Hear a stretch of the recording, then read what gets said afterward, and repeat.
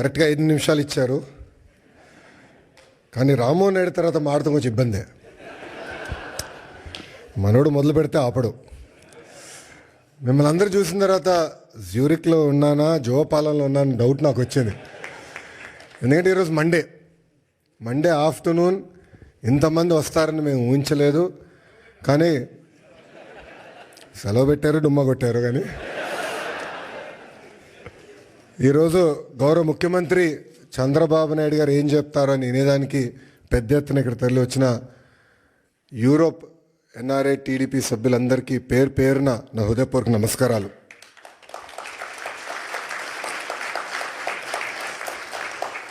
తెలుగు జాతి సత్తా ఏంటో ఢిల్లీకి వినిపించిన వ్యక్తి విశ్వవిఖ్యాత నరసార్వభౌమ స్వర్గీయ శ్రీ నందమూరి తారక రామారావు గారు. తెలుగు జాతి సత్తా ప్రపంచానికి వినిపించిన వ్యక్తి మన ప్రీతమ నాయకుడు చంద్రబాబు నాయుడు గారు. చంద్రబాబు నాయుడు గారు ముఖ్యమంత్రి అయినప్పుడు కరెక్ట్గా నేను 8th క్లాస్లో ఉండే. నాకు ఇప్పుడు కూడా ఆ 10 సంవత్సరాలు 94 నుంచి 2004 వరకు మనం ఒకసారి చూస్తే ఒక్క ఫోటో సమ్మప్ చేస్తుంది ఆయన పరిపాలన. న్యూయార్క్లో వర్షం పడుతున్న సమయంలో ఆయన చేతిలో ఒక ఫైల్ పెట్టుకుని, చంకులో ఫైల్ పెట్టుకుని బ్యాగ్ మోసుకుంటూ నడుస్తూ ఉంటారు ముఖ్యమంత్రిగా. ఆనాడు ఆయన విజన్ 2020 అంటే చాలామంది ఎగతాళి చేశారు. కానీ ఈరోజు తిరిగి వెళ్ళి హైదరాబాద్లో చూస్తే ఆయన చెప్పిన ప్రతి మాట ఈరోజు నిజమైంది.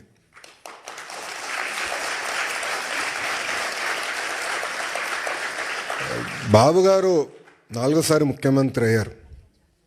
కానీ రాము అన్నట్టు మా అందరికన్నా స్పీడ్. సో రాము అడిగాడు, అన్న నువ్వు ఢిల్లీ ఫ్లైట్లో వస్తున్నా అంటే, డోస్ నీకు జాలేరా, నేను వద్దా ఫ్లైట్లో, నేను బాంబే నుంచి వస్తానని చెప్పా.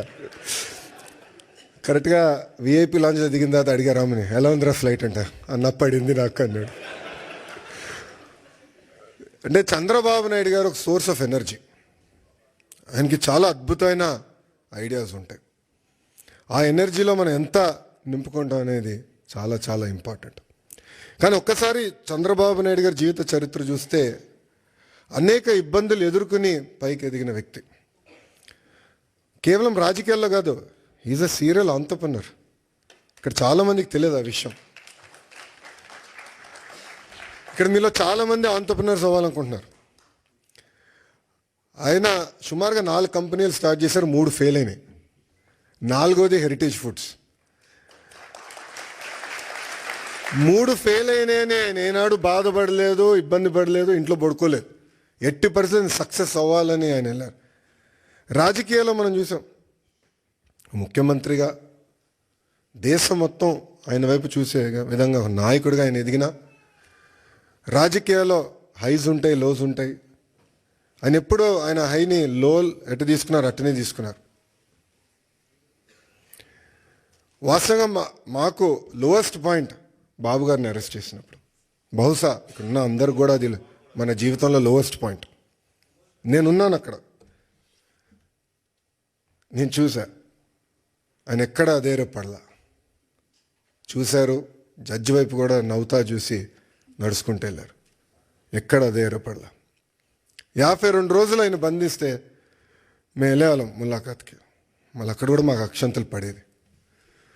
మొత్తం ఆయన చదివేసేవారు డాక్యుమెంట్లు, నోటింగ్స్తో సహా మాకు చెప్పారు, ఇక్కడ మీరు వీక్గా ఉన్నారు, ఇక్కడ చూసుకోండి, ఇక్కడ జాగ్రత్తగా ఉండండి. ఎప్పుడు అధైర్యపడలా. ఆయన బయటికి వచ్చిన తర్వాత కూడా ఒక సింహంలాగా వచ్చారు. ఆ విజువల్స్ మనందరం చూసాం. ఇది మీ అందరికి ఎందుకు చెప్తున్నానంటే, జీవిత ప్రయాణంలో మనందరం అనేక ఇబ్బందులు ఎదుర్కొంటాం. ఒక ఆంటర్‌ప్రెన్యూరియల్ జర్నీ అవ్వచ్చు, పొలిటికల్ జర్నీ అవ్వచ్చు, మనందరం అనేక ఇబ్బందులు ఎదుర్కొంటాం. కానీ నమ్ముకున్న దానికోసం అహర్నిశలు కష్టపడితే మనం ఆశించింది, ఆలోచించింది సాధించగలుగుతామన్న నిజం స్వరూపం గౌరవ ముఖ్యమంత్రి చంద్రబాబు నాయుడు గారు. ఎన్ఆర్ఐస్ అంటే నాన్ రెసిడెంట్ ఇండియన్స్ అంటారు. నాకు మటుకు మీరు ఎంఆర్ఐస్, మోస్ట్ రిలయబుల్ ఇండియన్స్.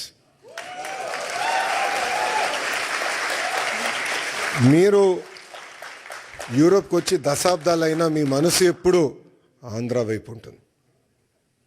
2019 నుంచి 24 వరకు రాష్ట్రం దారి తప్పిందే, మన అనేక ఇబ్బందులు ఎదుర్కొంటున్నాం, మన పరువు పోతుందని చాలామంది నన్ను కలిశారు, నాతో మాట్లాడారు, నాకు వాట్సాప్లో మెసేజ్ పెట్టారు. వాళ్ళందరూ ఒకటి చెప్పా, కలిసికట్టుగా పోరాడితేనే ఆ సైకోని మనం తరిమి కొట్టచ్చని.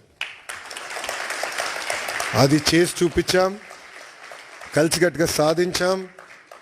93% కాదు రాము, 94% సీట్లు మనం గెలిచాం, 1% తగ్గించాం. అది మనందరి కృషి. ఆ 5 సంవత్సరాల్లో ఇక్కడున్న మీ అందరి సహకారంతో అనేక సంక్షేమ అభివృద్ధి కార్యక్రమాలు కూడా మనం చేశాం.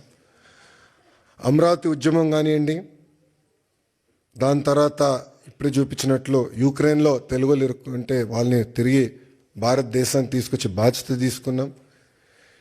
అంతేకాకుండా మన రాష్ట్రంలో ఉన్న తెలుగులకి ఎడ్యుకేషన్లో కానివ్వండి, హెల్త్ కేర్లో కానివ్వండి ఉద్యోగాలు ఉన్నాయి, మీరు ట్రైన్ చేయండి అని చెప్పి పార్టీ ఆఫీస్లో ఎంపవర్మెంట్ సెంటర్ ఏర్పాటు చేసి కార్యకర్తలు వాళ్ళ పిల్లలకి ట్రైనింగ్ ఇచ్చి ఇతర దేశాలు కూడా పంపించిన వ్యక్తులు మీరు. అందుకే నేను హెచ్ఆర్డి అదేవిధంగా స్కిల్ డెవలప్మెంట్ మంత్రి అయిన తర్వాత ఒక ఆర్గనైజేషన్ ఉంది, అది ఉందని కూడా నాకు తెలియదు వాస్తవంగా.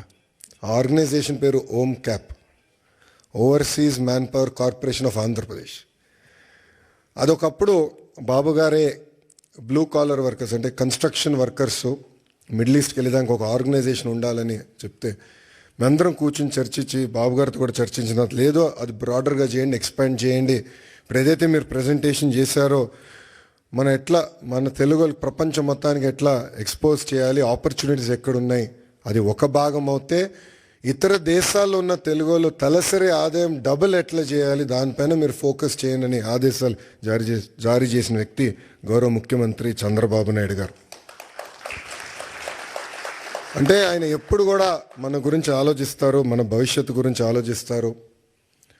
తెలుగులో ఎక్కడున్నా అన్ని రంగాల్లో నంబర్ 1 ఉండాలనే లక్ష్యంతో ఆయన పనిచేస్తారు. ఇప్పుడే భరత్ అన్నట్టు గౌరవ ముఖ్యమంత్రి గారు రాజకీయాల్లోకి రాకుండా ఉంటే ఆయన ఈలాన్ మస్క్ ఆఫ్ ఇండియా అయ్యేవారు అని అన్నారు. I would have been very lucky or unlucky, I don't know. ఎందుకంటే చంద్రబాబు నాయుడు గారితో పనిచేస్తాం తేలికని పని కాదు, అంత తేలికైన పని కాదు. మేమందరం నవ్వుకుంటాం, అంటే ఆఫీసర్స్ మేము రాజకీయ నాయకులు అందరూ కూర్చొని మాట్లాడుతుంటే సూర్యుడి దగ్గర నుంచి ఆప్టిమల్ డిస్టెన్స్లో ఉండాలని. సూర్యుడి దగ్గరికి వెళ్తే మాడి మస్ అయిపోతాం, సూర్యుడి దగ్గర దూరంగా ఉంటే చల్లగా ఉంటుంది. అంత ఎనర్జీ ఉన్న వ్యక్తి చంద్రబాబు నాయుడు గారు. అంటే అహర్నిశలు పనిచేయాలి, సమాజానికి సేవ చేయాలి. అటు తెలంగాణ కానివ్వండి, ఆంధ్ర కానివ్వండి, తమిళనాడు, కర్ణాటక, అండమాన్ నికోబార్, ప్రపంచంలో ఎక్కడ తెలుగు వాళ్ళు ఉన్నా అన్ని రంగాల వాళ్ళు నంబర్ 1 ఉండాలి, వాళ్ళు ముందలు తీసుకెళ్ళే లక్ష్యంతో ఇప్పుడు కూడా అహర్నిశలు పనిచేస్తున్నారు. ఇప్పుడే రాము అన్నట్టు మన ఎన్నికల్లో అందరం కలిసికట్టుగా పనిచేశాం. మీలో చాలామంది తిరిగి భారతదేశానికి వచ్చారు, నెలల పాటు లీవ్ పెట్టి మా కోసం మీరు కష్టపడ్డారు. అది జీవితాంతం మేము గుర్తుపెట్టుకుంటాం.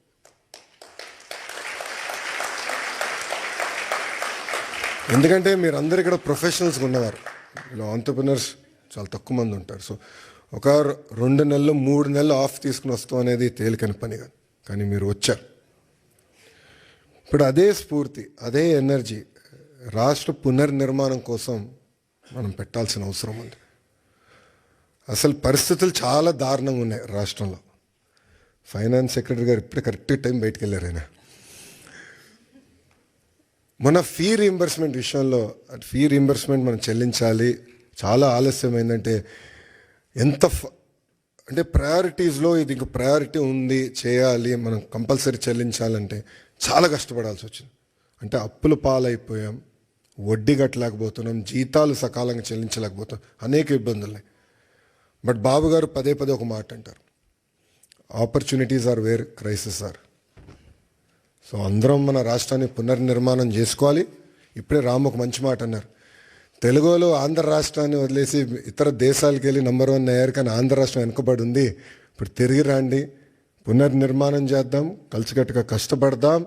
5 సంవత్సరాలు, ఎక్కువ సమయం అవసరం లేదు, 5 సంవత్సరాలు ప్రపంచానికి మళ్ళీ ఆంధ్ర రాష్ట్రం అంటే ఏంటో చేసి చూపించుదామని ఈ సభాముఖం మిమ్మల్ని అందరినీ కోరుకుంటూ, ఇప్పుడే భరత్ చెప్పినట్లు ఎకనామిక్ డెవలప్మెంట్ బోర్డు ఉంది. ఎవరైనా పెట్టుబడులు పెట్టాలన్నా, ఇంటరాక్షన్ చేయాలన్నా ఒక ఆర్గనైజేషన్ ఇప్పుడు క్రియేట్ చేశాం. That will be your single port to call. అదేవిధంగా ఓమ్ క్యాప్లో కూడా కొత్త లీడర్షిప్ తీసుకొచ్చాం, వాళ్ళతో కూడా మీరు కోఆర్డినేట్ చేయొచ్చు. ఇక్కడ చాలామందికి నా వాట్సాప్ నెంబర్ ఉంది, చాలామంది నాకు మెసేజ్ పెడతా ఉంటారు. మీ ఫీడ్బ్యాక్ కూడా మాకు చాలా చాలా అవసరం. కేవలం అభివృద్ధి కాదు, రాజకీయ పరంగా కూడా మీ ఫీడ్బ్యాక్ మాకు చాలా చాలా అవసరం. Time to time me feedback తీసుకుని ఒకవేళ దారి తప్పుతున్నా అంటే మళ్ళీ సరైన దారిలో పెట్టాల్సిన బాధ్యత కూడా మన పైన ఉంటుంది. సో ఆ ఫీడ్బ్యాక్ కూడా మీరు ఇవ్వాలని సభాముఖంగా కోరుకుంటూ, ఒక మిత్రుడు కూర్చున్నప్పుడు చూపించాడు, ఒక అతని పేరు ఎర్ర బుక్ గురించి చూపించాడు.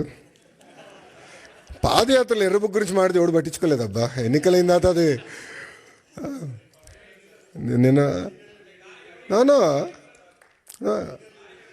నేను దాంట్లో డౌట్ వద్దు. మీరు చూస్తే నేను పాదయాత్రలో చాలా స్పష్టంగా చెప్పాను, ఎవరైతే చట్టాన్ని ఉల్లంఘించి ప్రజల్ని కార్యకర్తల్ని ఇబ్బంది పెట్టారో వాళ్ళని వదిలేది లేదు అని చెప్పా. ఒక్క నిమిషం ఆగండి, ఇంక ఇప్పుడే కాదు. అది ఎందుకు చెప్పానంటే అండర్లైన్ ఉంది అక్కడ, చట్టాలు ఉల్లంఘించారు. నేను ఎస్టాబ్లిష్ చేయాలని, ఇది కక్ష సాధింపు ప్రభుత్వం కాదు, కానీ నేను ఎస్టాబ్లిష్ చేసి యాక్షన్ తీసుకుంటాం. దాంట్లో ఎలాంటి సందేహం మీకు అవసరం లేదు. రిలాక్స్డ్గా ఉండండి, మీరు యాక్షన్ చూస్తారు. ఆల్రెడీ మొదలైంది, పూర్తి కూడా చేసే బాధ్యత మేము తీసుకుంటాం. చివరిగా ఇంకా నేను ఇప్పటికీ చాలా మాట్లాడా, గౌరవ ముఖ్యమంత్రి గారు మైక్ ఇవ్వాలి. చివరిగా మిమ్మల్ని అందరిని కోరేది, గౌరవ ముఖ్యమంత్రి గారు స్పీచ్ అయిన తర్వాత నా కోరిక మేరకు గౌరవ ముఖ్యమంత్రి గారు అందరితో ఫోటోలు దిగుతున్నారు. ఒక్క నిమిషం దయచేసి క్రమశిక్షణతో మళ్ళీ అందరూ చైన్ పైన పడితే మీకు తెలుసు, చాలా జాగ్రత్తగా ఉండాలి. అందరూ డ్యాస్ పైకి రండి, 1 by 1 నీట్గా ఫోటోలు దిగి మళ్ళీ భోజనం కలవచ్చు. ఇప్పటికీ బాగా ఆలస్యమైంది. ఈ మీటింగ్ అయిన తర్వాత మళ్ళీ గౌరవ ముఖ్యమంత్రి గారు డావోస్కి వెళ్ళాలి, ఇండియా పెవిలియన్ ఓపెనింగ్కి వెళ్ళాలి. సో మీ అందరి సహకారం ఉండాలని మిమ్మల్ని అందరినీ కోరుకుంటూ, నాకు ఈ అవకాశం ఇచ్చిన మన ఎన్ఆర్ఐ టీడీపీ సభ్యులందరికీ పేరు పేరున నా హృదయపూర్వక ధన్యవాదాలు తెలుపుకుంటూ మీ అందరి నుంచి సెలవు తీసుకుంటాను. జోహార్ అన్న ఎన్టీఆర్, జోహార్ అన్న ఎన్టీఆర్. చంద్రబాబు నాయుడు గారి నాయకత్వం, చంద్రబాబు నాయుడు గారి నాయకత్వం. జై హింద్.